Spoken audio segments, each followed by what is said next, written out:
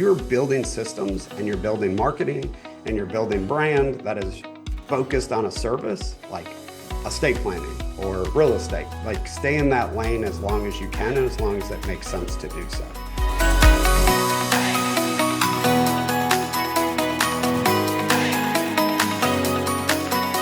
Well, hello and welcome to another guest interview here on the Profit with Law podcast. I'm your host, Moshe Amsel, and our guest today is Tom Lenfestey, founder and CEO of the Law Practice Exchange. I'm going to tell you about Tom in just a second, but before I do that, oh my goodness, we are coming off of a month of, I don't know, HE, double hockey sticks, right? If your kid's listening in the car, but we just moved our house. And with a family of, I mean, you all know I have 7 kids, but 3 of them are married, out of the house, although they did leave all their belongings behind. So we kind of have that too. But sold our house, bought another house, 4 little kids. You can imagine just the toys alone filled up a 26-foot truck.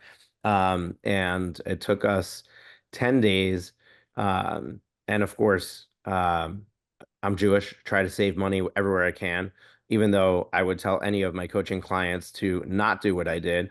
But rented the U-Haul myself, picked up some day laborers, and managed the entire moving process. So took a 2-week hiatus from work, other than a few coaching calls, and moved this house. So last week we had our podcast recording day, and by the way, this is being recorded. I don't know when it's going to air, so we're like towards the end of July. Last week, I didn't even have internet access. The Verizon had some sort of issue. Somehow they miraculously were able to solve it and get us internet. And now we are blazing fast on our fiber optic network. But I had to reschedule an entire day of podcast recording. And today we're doing the first of those rescheduled episodes, and my office is not ready yet. So bad camera, bad lighting. But we're going to record some amazing content, and you can either listen to audio in your podcast player, or you can watch my awful video experience on YouTube. So excited to jump into this conversation because it's an area we don't talk about a lot. We've only had 2 guests in the past, Victoria Collier and Brooke Lively, which my team will link up those episodes. Both of them are fairly recent recordings where we talked about maximizing the value of your law firm to prepare for sale. And but we haven't done any talking about buying a firm, really. I think we had a guest on the show who talked about his growth path, or how he succeeded in building his practice was through acquisitions, through buying other firms. If we had such an episode, which for some reason my memory says we did, my team will find it and link it up in the show notes as well. All those show notes can be found at profitwithlaw.com, as well as in your podcast player, just in the description below the episode. So if you're busy, out for a run, in the shower, whatever you're doing while you're listening to this, don't worry about taking notes. We're doing that for you. But interestingly enough, I think that buying a firm can be an amazing way to start a firm or grow a firm. And it's something, if you were at the recent Law Firm Growth Summit, I did my opening keynote. I did an entire talk about switching your mindset from the attorney to the investor in your law firm.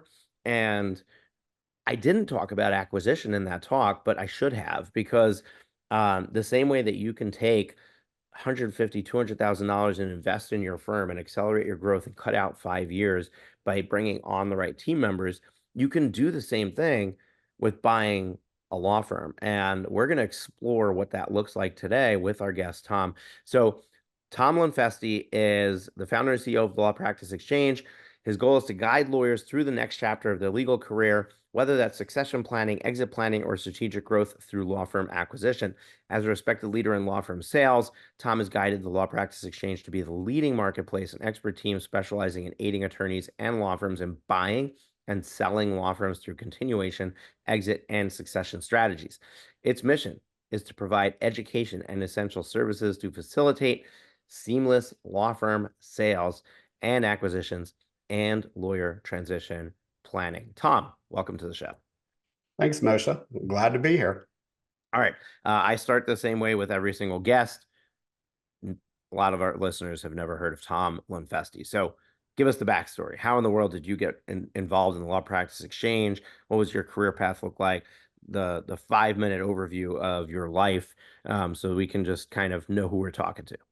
Sure, absolutely. Well, my life consists of I have my wife and two boys, and I was just sharing with Moshe, we just moved about 2 years ago, and complains that yes, every time you move, it seems to get harder, not easier. And with that many kids, Moshe, I commend you, right? Because that was not an easy feat to do so. But yep, made a lot of the same mistakes trying to do more stuff myself, and just you can't do it sometimes. Life's too busy. Getting a little older, lifting heavier boxes, just a little bit tougher. But glad to be here. My history, I'm an attorney CPA. I came out of law school, went into private practice, did estate, corporate, tax planning as that attorney CPA. I was with a larger firm, kind of got to see what that, succession path is, made a non-equity partner pretty quickly. I departed that firm like a lot of other, young attorneys depart firms because, I was building my practice. It was a little bit different. And, the succession path wasn't as clear, right, of how to get around that table of equity partners as I hoped it would be. So then I joined a firm of peers, and I was kind of found a niche in helping accountants, other CPAs, dentists, doctors, insurance and wealth advisors. And really through that, what I was helping them with was their own succession planning. But as an attorney, really what I was doing was helping them on the backside. They'd come to me and say, hey, I hired a broker, I'm a dentist. I hired a broker. I put my practice up. They found this new young, associate dentist that came in. They're going to buy me out. I'm going to retire. This is set to close in 90 days. I'm going to retire right after. I'm getting $1 million cash from my practice. It's funding my retirement. And openly, Moshe, I was sitting there as a practitioner growing my own practice, adding associates, adding people. And I tell everybody I got a little jealous. Like, why does it seem like other professions have figured out how to build, grow, and exit for value when that really wasn't talked about a lot for law firms? And so that back in like 2010, 2011, set me on that, good lawyer research project of who is doing this and helping lawyers really buy and sell, right? Or grow to exit. And the answer was not many. There were some consultants, some, others out there kind of doing it. But I took up the charge because my goal was really to help build a marketplace for lawyers to buy and sell law firms, whether that's, an internal sale and to help them through that process of succession planning, or really if you're a solo owner and you don't have that internal option, who's your option? Your option is an external candidate. It's an external attorney, that's going to come in, kind of you'll mentor them and then kind of exit out, or it's another firm that's going to expand geographically and kind of take that over. So that was really the mission. And over the last decade, we've spent, the first five, I think, of that of education, really trying to promote this as this is an opportunity for lawyers on the sell side and the buy side, as well as the last five, it's been really building the marketplace, giving lawyers hopefully more opportunities to find that right match so that you can, complete that exit strategy, just like the dentists, just like the CPAs, just like the others that have done it before. It's done under a little different model, but it can be done successfully. And so that's really where we are today, is really helping as a broker in some capacity, as an advisor in other capacity, but really promoting this marketplace to help find matches and opportunities for lawyers to buy or sell. Awesome, Tom. So we're going to jump right into conversation because there's so much unpacking that I would like to do and so little time to do it. So we're just going to try to get to the meat and potatoes of this whole thing. I want to focus, just to set the stage for this interview, I want to focus on the buying side of it, because I am all about law firm growth, profiting with law. The Law Firm Growth Summit, that's the brand that I'm building. So I'm helping people grow their practice. Yes, there's an exit somewhere, and there are some listeners who are perhaps in that place where they're thinking about the other side of it. They're thinking about selling their firm. And Victoria Collier, Brooke Lively was on the show and talked about how if you think about selling your, like if you run your firm with the thought of selling it, then you're also going to make really good business decisions along the way. So I don't think that there's a problem with that side of it. I think it's a really good conversation, but I want to unpack the value of how can people consider buying a firm, acquiring a firm in their growth strategy. So that's really where I want to focus our conversation. I'm just going to go to my website, my browser here real quick. I'm pulling up your website, the Law Practice Exchange, which you'll plug at the end. But one thing that I noticed, and I told you this in the green room before we started, is that you have three tiles on there: buy a law firm, sell a law firm, and then sell a 2 million plus revenue law firm, where that's more like a full service brokerage experience that you offer. And I explored with you, well, does that mean that the bulk of the firms coming to the marketplace are below 2 million in revenue? And your answer was yes, that's a large volume of what's coming in is those small, really small practices. So within that below 2 million range, are you seeing a lot of solos, or are you seeing firms that have like one associate on staff, and some marketing built out? Just trying to understand what's being sold out there so that we can kind of set the stage for what's available for purchase. Yeah, absolutely. Yeah, and really, as I started the Law Practice Exchange, it was to help the solo owners, right? Because if you're in a big partnership, you should hopefully have a succession program in your firm to like groom the next generation and everything else. But, it's really to help those solos. Solo ownership, as everybody knows, could be somebody that, is cranking out, it's just them as an attorney. They're doing 300,000 in revenues a year. Or it could be you're a solo owner of a big PI practice doing 200 million, right? It's just you're a solo owner, but how deep that is. That under 2 million mark, Moshe, like that is what we're seeing a lot of need for amongst, sellers. It's also a lot for our buyers, a great first step, right? Meaning they don't have to, take over a $10 million firm and the financial commitment and everything else that would require a $1 million firm, meaning $1 million in revenues, probably has a strong brand, existing clients, referrals, marketing, everything else that comes with it in that community that they've served. And the opportunity to take over $1 million under the right deal terms and everything else can really help a buyer grow. But to that $1 million firm owner that's looking to exit, is they may have an associate or two, but what we're seeing more and more of is associates are not always interested in buying. They don't want to be the next generation owner. And so a lot of that, whether you're a true solo that you don't have an associate, or you're a solo owner with, two associates or anything else, the answer sometimes is the same. You have to look external. You have to look for that external buyer, to really find that match and kind of do that. And early on in the Law Practice Exchange, I mean, there was, beat your head against the wall moments of, I can't believe this associate doesn't want the ownership because of the opportunity. But I've come to realize some of them are just, it's not, ownership and entrepreneurship is not for everybody.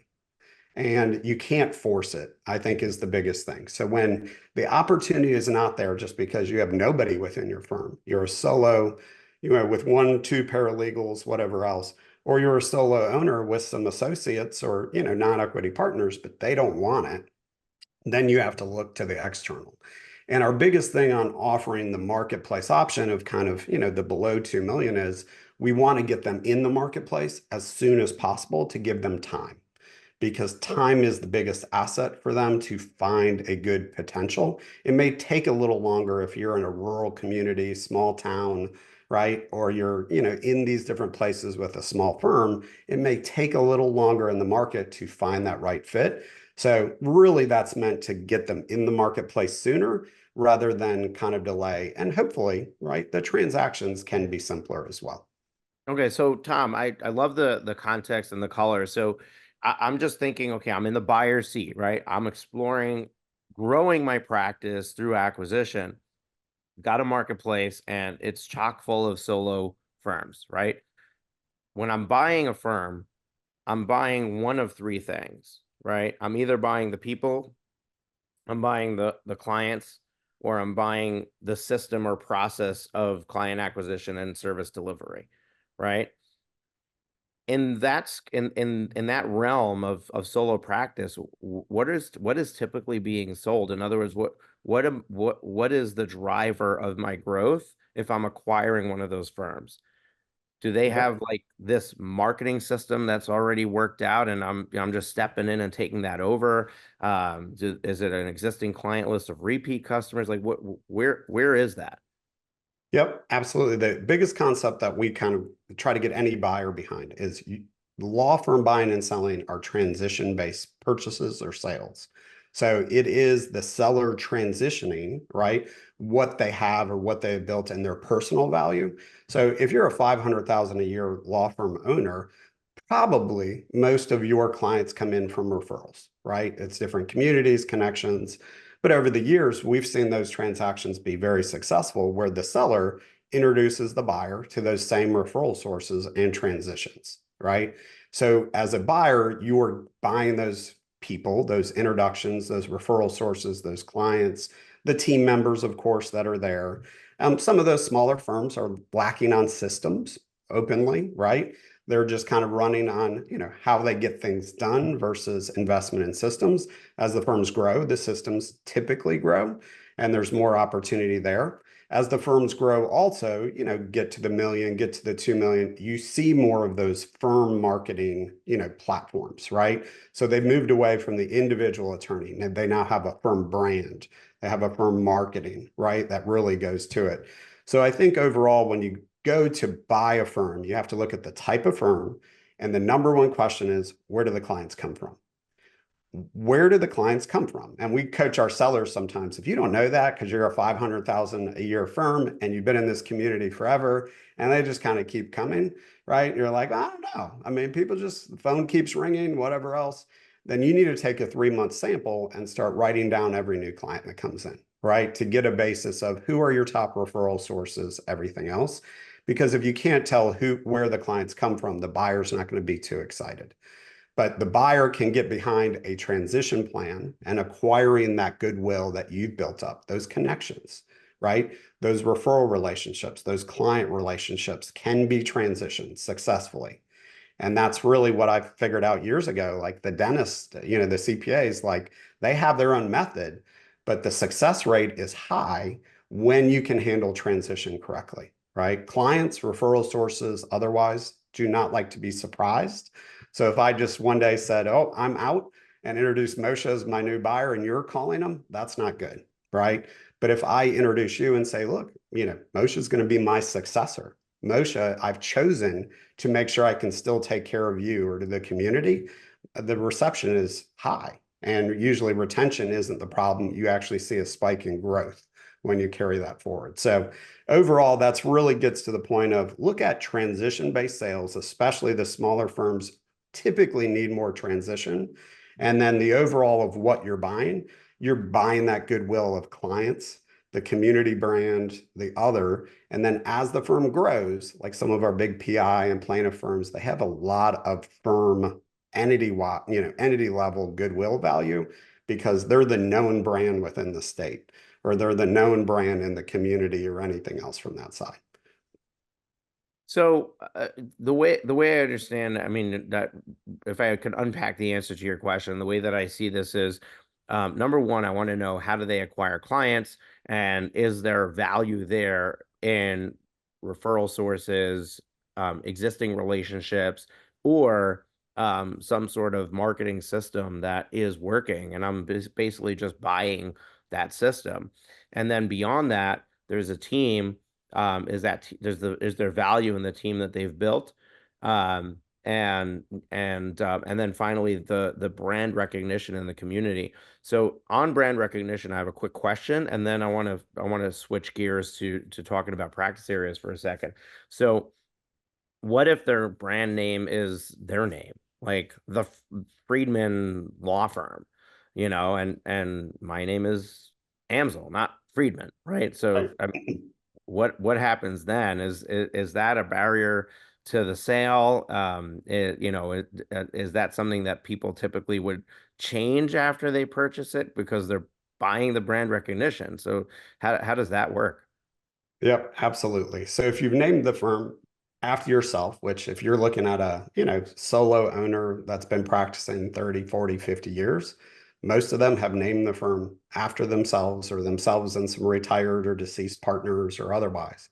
And it is a little bit tougher to transition, right? So if you're XY community law, right, a branded community law that really doesn't have the owner's name, that's easier to switch the owners, behind the scenes. You still need to make sure the referral relationships and everything's done right, but you don't have to worry about the firm name change, right? So actually, I love seeing it. And in some of like the, coaching programs and everything else, you start to see more and more firms now that are using DBAs as the states allow them, to really adopt a true brand for their firm, right? Their website domain, their other, to have that, because then you're focusing on building the business and building the business goodwill value versus just, it's an extension of me, right? I tell everybody I started really the Law Practice Exchange, I think, because I read Built to Sell years ago by John Warlow. And I don't know if you've read it, Moshe. It's a great, quick read. But the biggest, concept from that was if you're everything, you don't necessarily have a business to sell. But the more that you can step back and, of course, do great things that you talk about with your community, Moshe, of, stepping back and really delegating, building that business, focusing on profit and everything else. But part of that also is like the goodwill. It doesn't have to revolve around you. You can be a part of it. And so that's the big thing is we do like firms that are firm branded, firm marketing system. They're going to, have higher value. But those firms that 40 years ago, 50 years ago, DBAs were not a concept and they haven't changed, there's still an opportunity. It's just a slower transition typically, right? So if you're the Friedman law firm, right, you're going to come in and probably they're going to keep you Friedman. The buyer will either keep it the same if they're an individual, and then they'll add their name as like a partner, right? Or there'll be some announcement of merger and how the Friedman is joining, this firm. You just have to be a little bit more careful versus if you're just, New York plaintiff law firm, right? New York plaintiff law firm, nobody really knows to the outside, like who the owner is of that, right? So it's a little bit easier to transition. Yeah, makes 100% sense. Okay, I want to ask you about practice areas because a couple of times in passing in conversation, you've thrown out PI.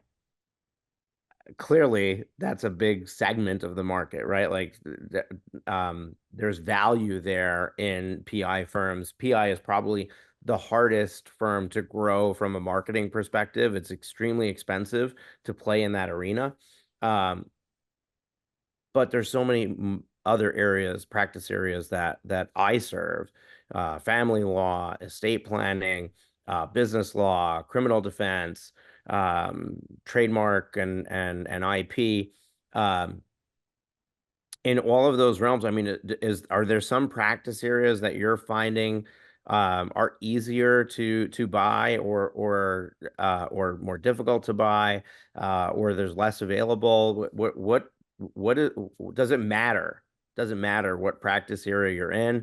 And when somebody's looking to acquire, should they be looking to acquire a firm in the same practice area they're practicing, or should they be looking to acquire to add a practice area? So I know it's two separate questions, but throw them both at you to kind of give me the response there. Yeah, and I'll start with the second one. Really, like what kind of practice area? If I'm a buyer, I'm running a firm, I know, let's take it as estate planning, right? I'm running a good estate planning firm, but I'm watching, right, over here, just real estate boom, right? Real estate growth, everything else. Man, look at these attorneys, they're doing that. I should really go buy a real estate firm. And what I tell people is, if you're a CEO of a firm and you're doing, 10, 20 million in estate planning revenue, then it probably makes sense to add that area, right? Like you have time, you probably have the team and the capacity, and there'll be a transition that you could really integrate and merge. If it's just you and you're doing most of the estate planning right now, and your goal is to take over a real estate practice, hire an associate to run it, everything else, I would not do that. Right. So some of it has to do with where you are as a buyer. Like, are you really ready? And if you're, a good $1 million, $2 million estate planning firm, healthy, I would go look at geographic expansion, right? I would go look at, hey, if I'm here, in this state, can I go across to the other major metro and acquire a firm? Or do I want to go to the next state and start to really do that and build, a hub and spoke model where I can take the knowledge, build systems that really make sense to do so. So I would highly suggest that. I mean, we have buyers all the time that are looking for diversification of practice areas. But typically, if you're building systems and you're building marketing and you're building brand that is focused on a service like estate planning or real estate, like stay in that lane as long as you can and as long as it makes sense to do so.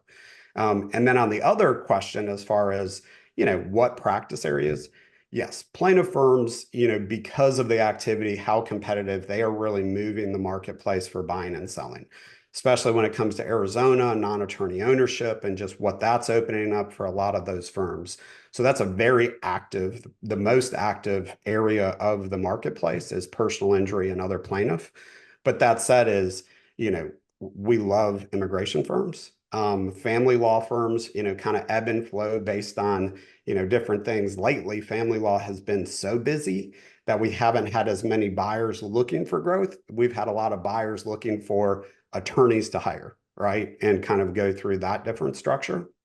But again, residential real estate is an area that is constant for us of just, it makes a lot of sense to be in the geographic market that either you have a big builder that they're already in, and so acquiring a practice, a team, right? Those different things makes a lot of sense to that. And then estate planning as well.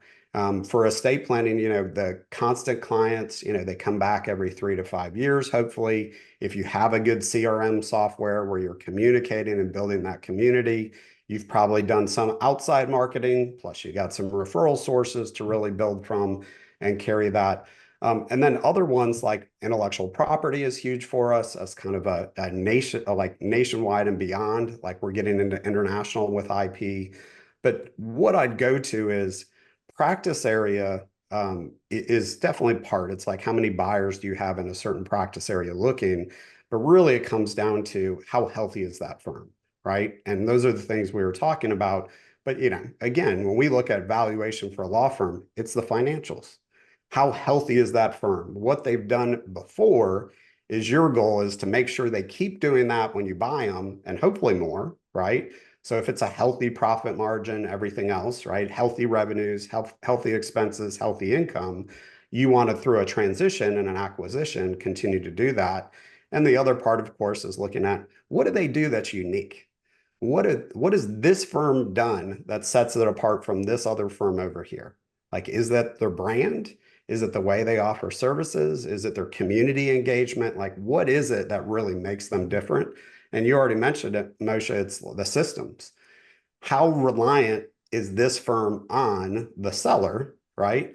Or are there systems or people on those systems in place that really I can look to as a buyer to say, yeah, it relies on the owner, but we can transition this and the firm will still be successful because they built systems that, will get the work done afterwards. Now, you mentioned something before that was I was already thinking about, but was really like eye-opening, and I just want to point it out and maybe lean into that for just a moment. It is a tough marketplace out there. If you want to go and hire an associate, it is, I mean, you have to be poaching somebody from somebody else, right? Like that's the environment we're in right now. Is going and getting that associate and the paralegal and maybe a solid receptionist that like is that a reason to go and buy a firm? Are you finding people doing that? Absolutely. Yeah, especially in certain areas, like I mentioned, family law, like that's been the conversation. If they have good attorneys, right, that don't want to be owners, they're just good, productive, caring for client family law attorneys. There are firms looking for growth through that. Or, they are looking for growth, but won't do it without the talent. Some of our sellers, the biggest fear for them is, they want to sell because of retirement exit, but one of their fears is keeping their team, employed and making sure the buyer. And I tell them all, that's also the buyer's biggest fear typically is making sure your people that have been good stay. But yeah, Moshe, to that point, I mean, people are either, we can look at people, employees within our firms, as liabilities. You got to deal with them, whatever else. But truly in sale, they can be assets. When we talk about, family law, associate attorneys, good ones, those are hard to find. They're expensive to find. If you've got good ones, those are an asset. They can be productive, they can continue with the buyer, and other aspects like paralegals or non-attorneys from that standpoint, like residential real estate, typically those paralegals know all the clients, the realtors, the referral sources, sometimes better than the attorney selling. And so maintaining that continued environment and relationship is just part of it, right? So it's a very, what we do on buying and selling law firms still is very people focused. And that's why it's a transition. It's, to really ease that for the external community, but also your internal team to make sure, if you're selling, you've sold with them in mind. It's not that you sold and say, see you. It's really that you sold and you chose a succession plan or a partner to make sure that they can continue to do what they do, or they can continue to grow. And this succession partner, this buyer, is going to allow that opportunity. There's so much that we're not going to cover today that I know we're going to have you back, Tom, for additional conversations. My team is going to pick up on this sentence I just said, and they're going to make sure that that happens. But where we're not, what I don't think we're going to get time for is focusing on the structure of the deal, the valuation of the company. Like there's so much there that is separate conversation. We've got about 10 minutes. And I want to spend those 10 minutes talking about, from the buyer's perspective, what does it look like financially to acquire a firm? What is the most common structure that you're seeing out there? And then what options are available as far as finding the money to make that happen? Yep. Absolutely. So I think to, a buyer, if you're looking at buying, let's just use that $1 million revenue firm, right? Or something below. The opportunity is really there to preserve that amount of revenue or unleash more. Usually when we have a strong buyer, right, that has built systems, has good, strong CRM, marketing, typically the sellers, if they are, nearing retirement or otherwise, they haven't implemented those. So the opportunity to acquire, but really unleash, right, a lot of those revenues and see growth. So we have seen buyers that have, increased their revenues 50% or 100% overnight. We've seen buyers that have come in as individual attorneys that didn't have ownership of a firm, and they're going to come in day one and be, of course, that owner. And then the deal structure, Moshe, are really meant to cash flow positive even after purchasing the firm. And what I mean by that is, let's say it's a $1 million firm, it's a $1 million price tag, terms are structured, everything else. But as a buyer, you're assuming some risk, right? For payment of purchase price, everything else. So right now in the marketplace, most of our buyers are lawyers, pretty risk adverse, right? We don't like a lot of risk as lawyers, but really what you're saying is, okay, I'll agree to a purchase price and to payment terms that essentially will say in year one, revenues, expenses, right? After everything's done, then I have a purchase price, and I still want to see excess profit from this deal in year one. Not all business purchases, like other industries, everything else, are structured that way. But right now, what we're seeing as law firm deals, it'll change over time, but is really after purchasing the firm and purchase payments and everything else, I actually want to end up better in year one and year two and year three, right? And going forward, I don't want to go into the hole at all. So the goal is really to do this with a solid buy strategy where you can fund the purchase price out of really the proceeds and the income and everything that's going to come from the firm, right? So you will net increase as you essentially go, which means, hey, if you've been making $500,000 in your own firm, like net income, anything else, and you acquire this $1 million firm, and after purchase payment, everything else, it's going to kick off another 150. Now you've, maybe doubled your revenues, and you're making hopefully 100, 150 more, even after paying the seller and purchase price. So that compresses our values a little bit to the seller, but that's a risk tolerance thing that we have in the market right now. And then overall, Are you saying that the seller gets more value out of that structure than the buyer does? no, the buyer gets more. Really, right Okay. now, I'd say seller seller values or our purchase price are compressed because our buyers are lawyers who are fairly risk adverse, right? And the return that they want on their investment is higher than maybe some other buyer in another industry or another market, right? Okay, so So let's use I'm just sorry, I'm interrupting you, but I want to just kind of I'm a numbers guy, so I just want to picture this. And I could do numbers verbally. A lot of people need to see it on screen, but $1 million purchase price. Let's say that, I mean, that $1 million is earning a 30% profit margin. There's $300,000 in profit. I'm structuring this as 5 payments of $200,000 over the next 5 years. And in year one, I make a $200,000 payment. I still have $100,000 of profit that I'm keeping. Is that what you're kind of exactly. talking about? Yep. And so, the purchase terms matter to make sure that, you can cover all your expenses through that acquisition, your new firm expenses. But at the end, you've bought in and you're 100,000 more, right? To the seller, they of course would like to push the purchase price more than that.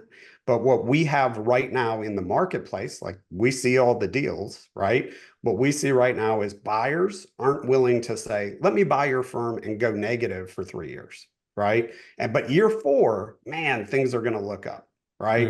Mhm. Most buyers right now want to buy and be cash flow positive after purchase, meaning like that 100,000 used as an example is perfect.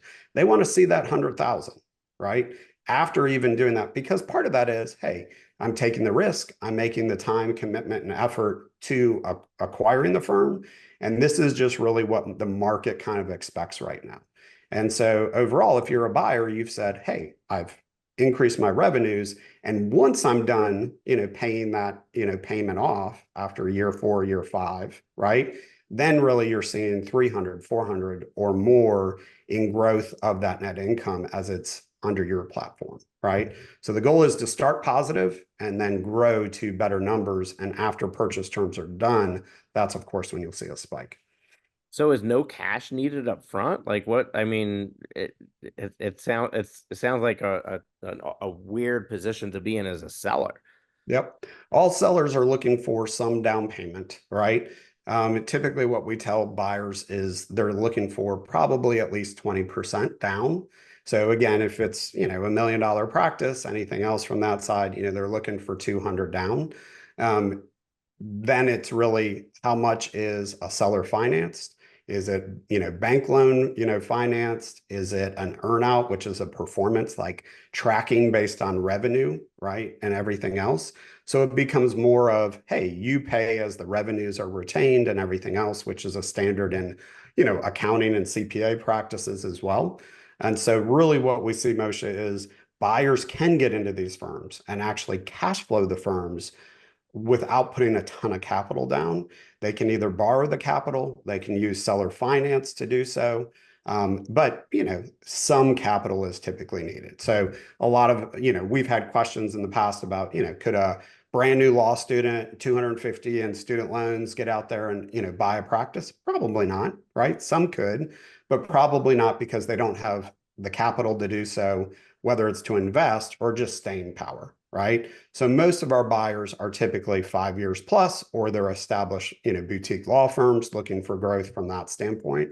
And then when we talk about the other piece of kind of the funding of it, I mean, SBA loans right now, we have good law firm lenders in SBA. They require 10% down for, anything that they would finance. So if you're buying $1 million firm, and SBA says, we'll lend you $1 million to buy that firm, you as a buyer may not take all of that, right? You may negotiate a different deal with the seller, but overall, in that situation, you would only be required to bring 100,000, right? That's the SBA requirement to loan you $1 million, right? They just require you to bring 100 of that million to transact that. So there's good flexible terms out there right now, and we've actually seen a lot of movement, like more buyers coming to the marketplace than sellers. But it's just part of that growth and making sure, hey, how can I financially structure this deal? And does it make sense really for me and my firm to be successful? Now, is the SBA loan path a better path to take because the seller is going to get paid up front, and therefore you can negotiate a decreased purchase price because it's not paid out over time? Yeah, it's really a risk assessment based on what you think the practice is or what you can do with it. But if you're a buyer, SBA loans are amortized over 10 years. So you have a 10-year term to repay it. Most deal terms, like you were just using as the example, are 5 years or less. So that just stretch alone helps you on cash flow, right? So the cash flow projection overall looks better. And to your point, Moshe, yeah, if you're showing up and saying, I'll commit this much cash to you, most sellers are going to be more motivated to take a lower price because they're, 90+% of them are looking at retirement, right? So if that's something that you're going to do to help them fund their retirement. And then the other thing that is typically the standard, I'd say, is those that use SBA will use it for a portion, a significant portion, but then they'll also have a seller finance portion. So seller will still have skin in the game for that. So in that $1 million deal, maybe SBA is going to pay 500,000, but then there's a negotiated reduction and 250 of it is going to be seller financed. So now if you're a seller, you get 500 at closing, right? Buyer, you've taken that loan out from the SBA, but as a seller, you're still committed to the deal because you have another 250,000 that's set to be paid out, probably based on success or performance of the revenues. So, post sale, I've sold my firm to Moshe, and I'm going to make sure, Moshe, I want to introduce you to all of my referral sources. Moshe, I want to introduce to the clients that I need you to meet. I want to make it successful because it's tied to financial performance to do so. But as a buyer, the cash flow on that deal, finance, it looks a lot better than that, 300,000 example that you gave earlier because the payments are going to be lower. Oh, I have so many more questions. Okay. Um, we See, I got are, your accounting brain turn on. See, as a CPA oh yeah. accountant, we can just sit here and talk all day on numbers. So that's good. Yeah. So many questions. All right. But I'm assuming that at the Law Practice Exchange, you also help your buyers and sellers with these resources, connecting them with SBA lenders and helping them facilitate the sale in that way. We're out of time, and what I do with all of my guests is I ask you two questions to close this out. Number one, what is one parting piece of advice or wisdom you want to leave with our listeners? Number two, how do people learn more about you, get started on your site, and where do you want to send our listeners if they're like, wow, this is something I never really thought of, and my mind is blown. I'm going and buying a firm tomorrow. That's right. Absolutely. Well, thanks, Moshe. It's been a pleasure. And again, one piece of advice since we've been on the buying, concept, one piece of advice I would say to buyers is start early and know what you want, right? Like know what, you don't need a real estate practice if you're a estate planning attorney. You want estate planning growth, in a certain way and wait for that opportunity, right? You can go and search for it. You can go to the Law Practice Exchange, register and wait for it, but really wait for the right opportunity, know what you want as part of that. And I'm going to tail into this is know that sellers, when you have conversations, there's emotions. Sellers are afraid to retire. And so if you're a buyer and you're like, oh, they came back with a totally unreasonable, asking price. Well, a lot of that's probably emotion over like they really want to sell, but they're afraid of retiring, anything else. So know what you want, give yourself time to find the right opportunity, the true fit.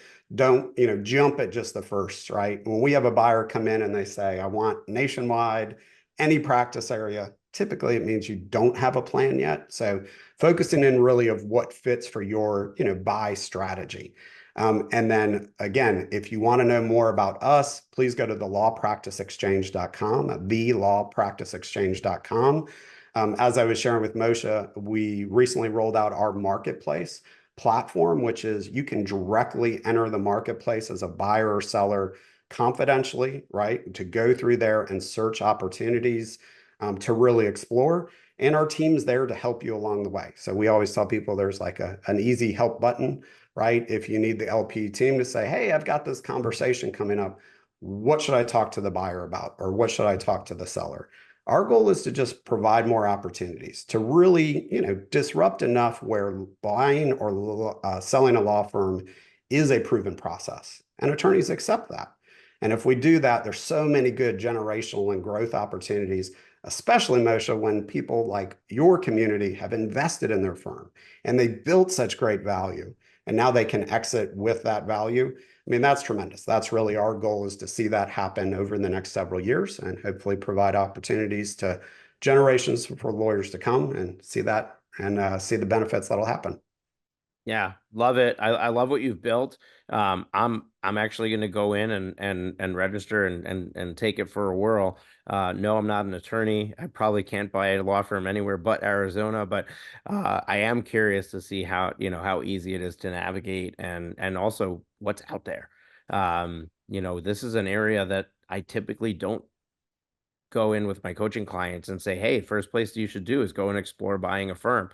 But the more that we have this conversation, the more I'm thinking, like, for the right client, that is the right next step for them to grow. I mean, I have one client I'm thinking of where, she's hiring an attorney, a paralegal, a legal assistant, a reception. Like, she's hiring four or five positions at the same time.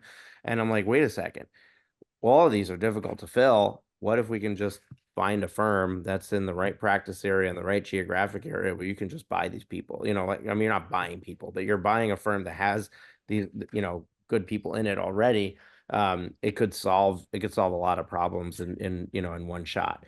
Obviously, this is not an overnight thing, and it takes time, and so that may or may not, depending on your time frame, be the best solution. But it certainly is something that we don't think about first, and it should be one of those things that we're considering all along in our growth path or growth strategy. So love it, love this conversation, and we're definitely going to have you back to continue. I want to dive in our next conversation. I want to dive into valuation from the buy side, the sell side. Like, how do you determine if it's good value you're looking at? Various structured terms. You threw stuff out there that we didn't dive into, like, earned amounts. And I have questions around, how are you measuring the revenue? How are you attributing the revenue to the previous firm when you're merging them into your firm and you're, growing in one big pot? All that stuff. So a lot of questions that I have that hopefully we'll get you back on and dive into this some more, because I think that there's a lot to unpack and uncover. And I think this is really something that, for at least some of my listeners, it's the right next step or the right thing to explore. So excited about this. Thank you for coming on. It's been a great conversation. And folks, everything that we talked about, we're going to link up in the show notes, including the Law Practice Exchange website. And the episodes that we talked about where we've had past guests talk about selling and valuing a firm. But again, those have all been on the sales side. And I really think that we haven't done anything talking about buying a firm. And this is the start of that conversation. And we'll definitely jump in and have more of that. Stay tuned. We have a new episode dropping every single Thursday. Looking forward to seeing you on the next show.